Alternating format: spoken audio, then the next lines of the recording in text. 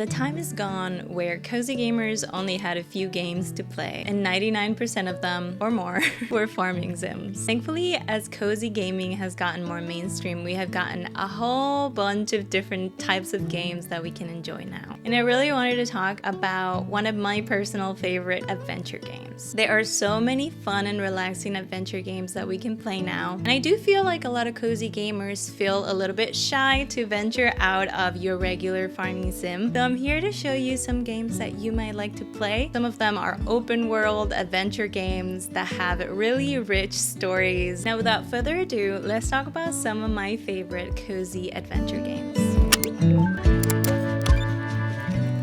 Now before I get into my list, I do want to recognize that not a lot of people like games with combat. I will be separating these games into two categories: no combat and then combat. Even so, some of the games that I have chosen for the combat side of this list have a lot of accessibility features that will allow you to pick and choose and in general make the game more enjoyable for you. Okay, now let's get started with the adventure games that have no combat in them. The first game that I needed to mention on this list is Little Kitty Big City. I played this game right as it came out and I really loved it. If you're a big fan of cats, you're gonna absolutely love this game. This is an open world adventure game where you play as a cat who, after falling asleep at the windowsill of his apartment, falls down and then has to find his way back home through the city. I absolutely love this game. They did a wonderful job animating this little cat. It really captures the essence of a cat, I feel, just kind of causing ruckus and being cute. You meet an interesting cast of different animals who you can befriend. You can also interact with everyone in the city, which makes the whole game even more fun. You can cause as much chaos as you want or just focus on getting your quest done so you can get back home. The main objective of this game is to up your stamina levels so you can climb through the vines all the way back up to your apartment. To do that, you have to complete a series of tasks and quests, and a lot of them are related to helping animals in the city. It's so adorable, it's so cute. There are puzzles and different environments, and one of my favorite parts as well is that you can find different hats around the city, and there's nothing cuter than this cat in this hat. So if you're a big fan of cats and also like adventure games, I think you're really gonna like this one. It's also a nice game if you want to play something on the shorter side, I would say. Next on my list, I couldn't go without mentioning Petit Island. I played this game recently on stream and I really enjoyed it. In this game, you play as a cute cat, go back to the childhood home of your grandfather in order to collect memories from his childhood so that he can remember. You have a whole island to explore. I feel like there's something really cozy about this game because it feels like a fetch quest game. So if you're into that kind of games, then you're really gonna enjoy this one. There is something so sweet and methodic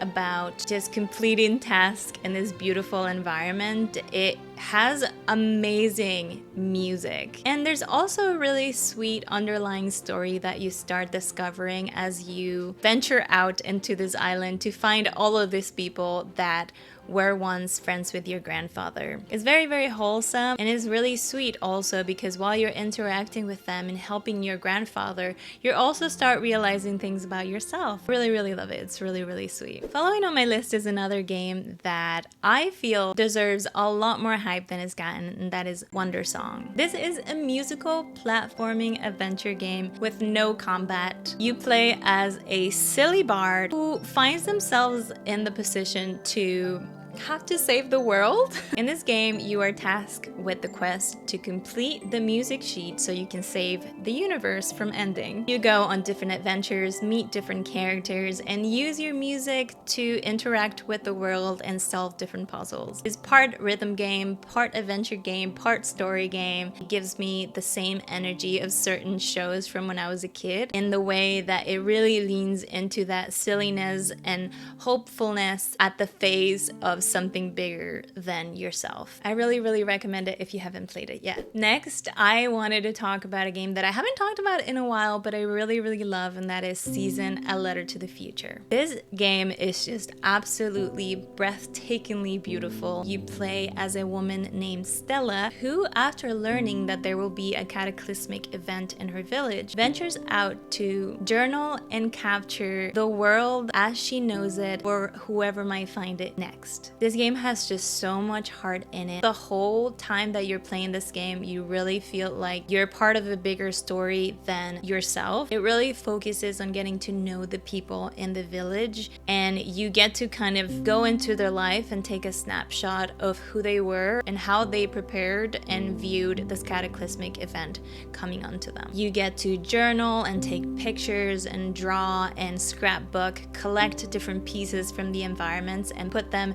in your journal. There's mysterious magic and stunning music, and I just think more people should play it. Next on my list, I really wanted to mention Magical Delicacy. This is a combat-free Metroidvania, which I don't think has ever happened before, and it makes me really excited that it exists at all. In this game, you play as a sweet witch who is exploring a mysterious new town that you move into. As you get to meet the townfolk, you start uncovering perhaps a darker undertone to the town. This game is all about cooking also. Cooking mechanics are like nothing I've ever seen before. It is a complex cooking mechanic game. You're cooking recipes based on people's tastes. So you're finding different ingredients that have different tastes and put them together to make something that that person in particular might like. You collect money from selling food, and then you're able to not only open the map some more and get further into the story, but you also get to decorate your own cooking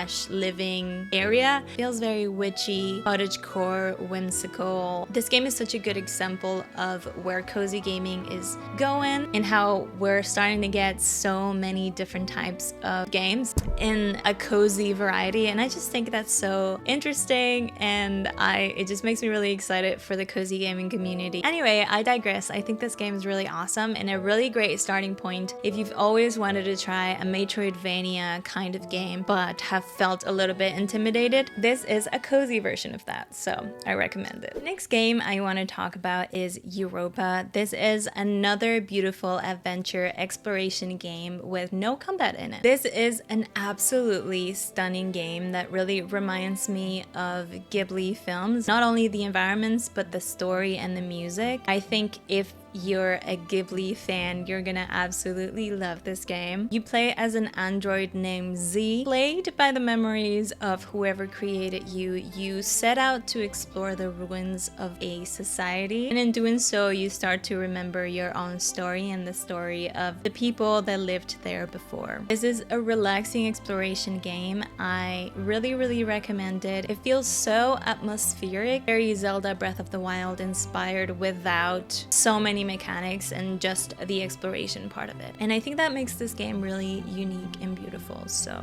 I recommend it if you're looking for a really almost meditative gaming experience. Now we're moving on to Minecraft. I have recently been playing a lot of Minecraft with friends. It's a great adventure survival game, and you can really choose if you would like combat in it or not. You can play in creative mode if you want to as well, and just build to your heart's content, which I think is really awesome, and choose whether or not you would like any bad guys in the game. Now we're moving toward games that do have combat in them, but the first one that I wanted to mention is incredibly accessible, and that is Slime Heroes. This game I tried recently on stream as well, and I completely fell in love. This is a roguelite adventure game where you play as a slime, and you're trying to save the slime world from these dark creatures that are consuming every living creature in their sight. You're moving through different rooms, solving the puzzle, and saving creatures along the way. My favorite part about this game is how accessible it is. Not only does it have different accessibility features in terms of disabilities, but also you can choose how much damage you get from getting hit by a bad guy. You can choose how much damage you deal to bad guys. And that way you can really choose an experience that caters to your own abilities and that encourage you to enjoy the game regardless if you're good at combat or not. that's not all. You can even play with a friend, and each of you can have different levels of difficulty depending on your preferences. So you can have everything in easy mode, and you can play with someone who has everything in hard mode, and you can still play together and still enjoy at the same time the same game. And I feel like that's just the future of gaming. Games are meant to be fun, and being able to cater that experience to yourself is what matters the most. And you get to enjoy the story and the adventure regardless of your level of proficiency in these styles of games. And I definitely think we need more of that. Next game, I really need to mention Lego Fortnite. Not only is this game free, but you can completely choose a cozy mode. They recently also released a story. You can go on this adventure, you can even go with your friends. Lego Fortnite came after regular Fortnite. It has nothing to do with Fortnite though. It's basically an adventure survival game in which everything is made of Legos, and I find that really, really fun. You're trying to create your own town and survive in the wilderness, as well as inviting new people to live in your town to help you. The music in this game is amazing. It's really, really fun to play with friends, and even though I haven't tried the story, I have heard great things of it. So I think this is a great option if you want to choose your own adventure kind of vibe and also play with friends. Last but not least, I had to mention Zelda Echoes of Wisdom. I feel like this has very quickly become one of my favorite Zelda games that have come out in a while. And don't get me wrong, I love Tears of the Kingdom, I love Breath of the Wild. Those are incredible, groundbreaking games. But Echoes of Wisdom has a certain flavor that just itches my brain the right way. It feels very nostalgic for the top-down 2D Zelda games. And it also feels a lot more accessible for more people because the combat is definitely different from anything that we've had in the past in Zelda games. In this game, you're playing as Zelda, which has never happened before, and you're actually trying to save the mysterious Zordman, Link. The world of Hyrule is being consumed by this weird dark mass, and you're trying to figure out a way to save it with your magic.